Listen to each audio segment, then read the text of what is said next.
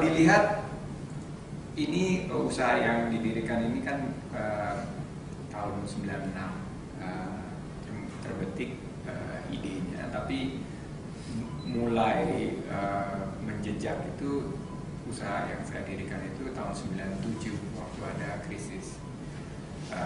Ini mengajarkan saya satu hal gitu, bahwa waktu dulu saya bercita-cita ingin menjadi seorang profesional dan betul-betul fokus, betul-betul memikirkan kelangsungan karir saya. Tapi pas begitu ada krisis di tahun 97, semua yang saya bangun dalam karir saya itu dalam sekejap lenyap, karena begitu krisis tiba-tiba hal-hal yang kita tidak pernah pikirkan, hal-hal yang tidak pernah direncanakan itu bisa terjadi.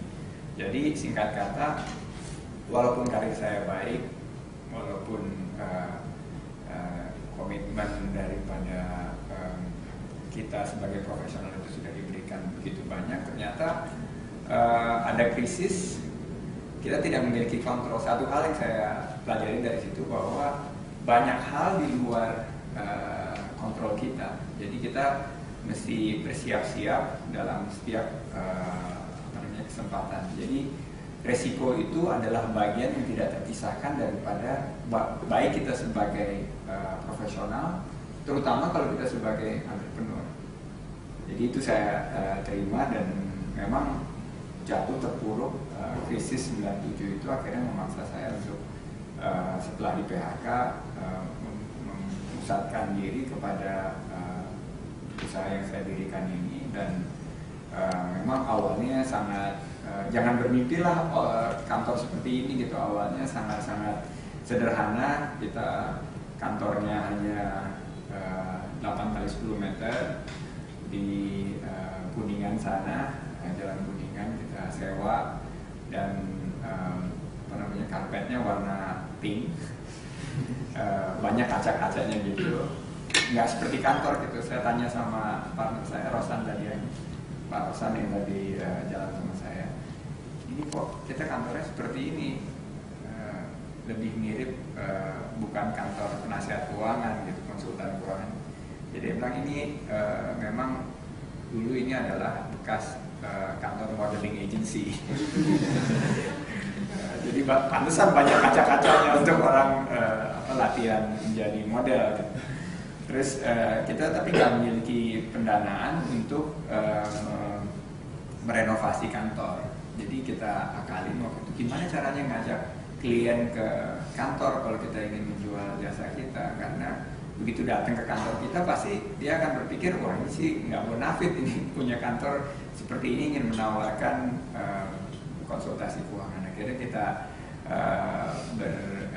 kiatnya waktu itu adalah kita jemput bola. Jadi kalau melakukan pertemuan itu selalu di kantor klien atau di tempat-tempat seperti di lobi hotel atau di restoran dan lain-lain. Jadi awal-awal kita sangat-sangat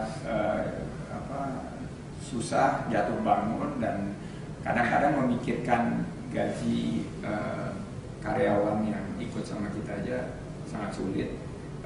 Mulai dari proposal, ide proposal, sampai nganterin surat ke klien itu kita kerjakan dengan sendiri, ngetik juga sendiri, dan lain-lain. Jadi itu satu yang menjadi mungkin rumus yang saya selalu ingin sampaikan adalah rumus sukses pertama adalah kerja keras.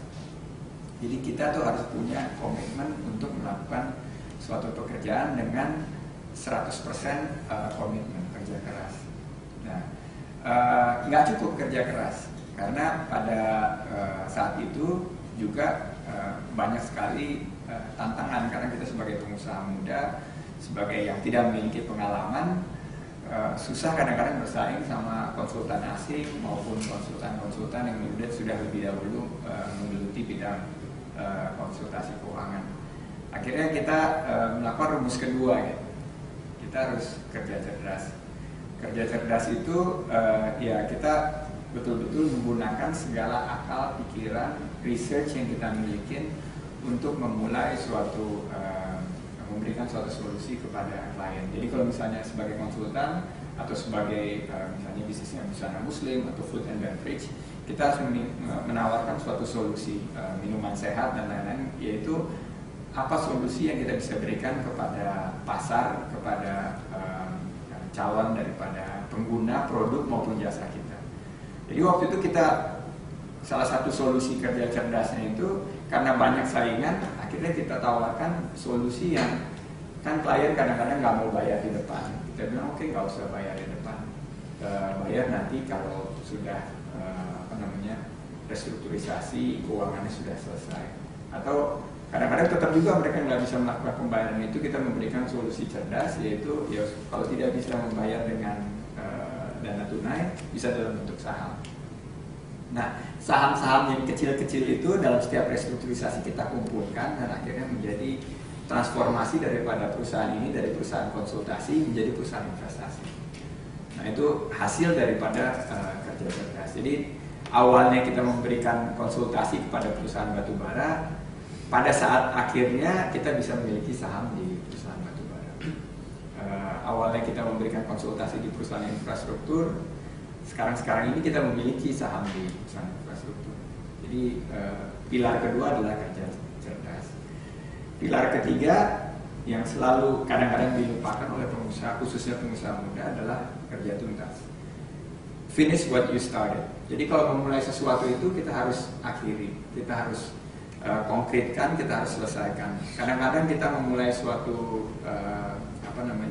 rencana itu kita hanya giat di awal-awal bangun. Jadi misalnya seorang entrepreneur itu kadang-kadang begitu menekuni sesuatu terus lihat temannya yang lain ada yang bisnis yang lebih sukses, misalnya penerbitan buku, wah kelihatannya enak nih penerbitan buku, akhirnya usaha food and beverage ditinggal terus ikut penerbitan buku. Nah, kerja-kerja yang tidak tuntas seperti itu akhirnya sangat-sangat tidak efektif dan tidak bisa menghasilkan suatu kinerja yang baik. Kami fokus di konsultasi bidang keuangan. Sampai detik ini kita fokus di bidang keuangan, hanya memberikan solusi di bidang keuangan, baik itu dalam segi investasi maupun dalam pengembangannya ke depan. Bagaimana bisa menggalang dana ke capital market, pasar keuangan atau pasar modal.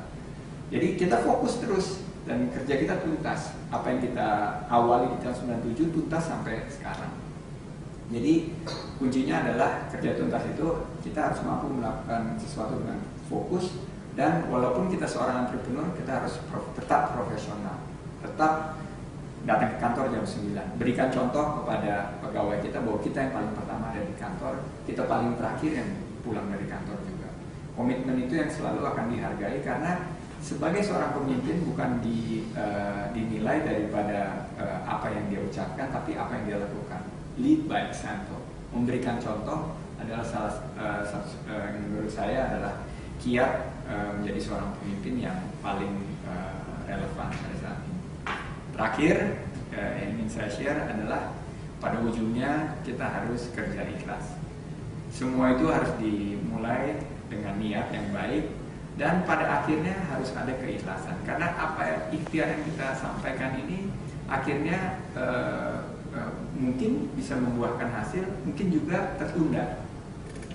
Nah, butuh suatu semangat keikhlasan. Karena teman-teman kadang-kadang, saya udah kerja keras, saya udah berikan semua yang saya miliki, tapi apa yang saya cita-citakan belum tercapai. Ini nggak adil dan tidak ikhlas. Yang kita kontrol itu adalah ikhtiar. Ikhtiar kita adalah harus memberikan 100%, harus memberikan komitmen yang terbaik, dan harus memiliki rencana yang